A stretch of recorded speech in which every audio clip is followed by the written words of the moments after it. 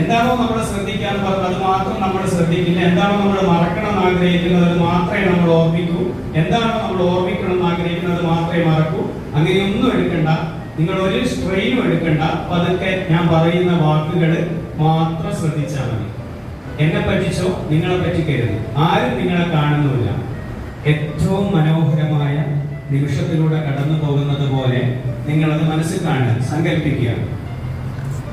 ദീർഘമായി ശ്വാസം കഴിക്കുക, പതുക്കെ അത് പുറത്തേക്ക് വിടുക. ദീർഘമായി ശ്വാസം കഴിച്ച് പതുക്കെ പുറത്തേക്ക് വിടുക. മനോഹരമായ സന്തോഷങ്ങളിലൂടെ നിങ്ങൾ കടന്നു പോകുന്നത് നിങ്ങൾ ഓരോരുത്തരും മനസ്സിലാക്കുക. നമുക്ക് ഏറ്റവും ഇത് നിങ്ങൾ ചെയ്തുകൊണ്ടേയിരിക്കുക. ഞാൻ പറയുന്നത് മനസ്സിൽ സങ്കല്പിക്കുക.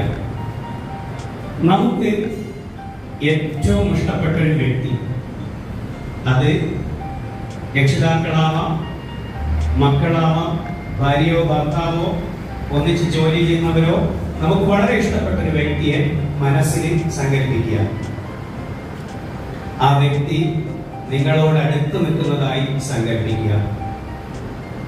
വളരെ സ്നേഹത്തോടെ നിങ്ങളെ ചേർത്ത് നിർത്തുന്നതും നിങ്ങളെ നെറുകയിൽ ഒരു ചുംബനം നൽകുന്നതും വളരെ സ്നേഹത്തോടെ നിങ്ങളത് അനുഭവിച്ചറിയാം. തീർത്തും മനോഹരമായ നിമിഷത്തിലൂടെ നമ്മൾ കടന്നു പോകുമ്പോൾ പരിപൂർണമായ സമാധാനം നമ്മൾ അനുഭവിച്ചറിയുന്നത് നമ്മൾ അറിയാം.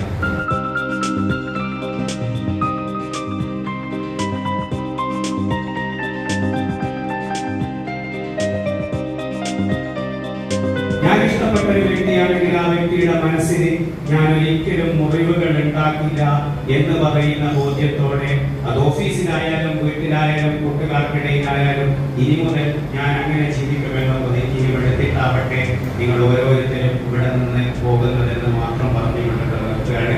ഇനി ഓഫീസിലേക്ക് പോകുമ്പോൾ രാവിലെ നിങ്ങൾ ഓരോരുത്തരും ഈ കടലാസ് നിങ്ങളുടെ കീശയിൽ നിന്ന് എടുത്തിട്ടായിരിക്കണം പോകേണ്ടത്.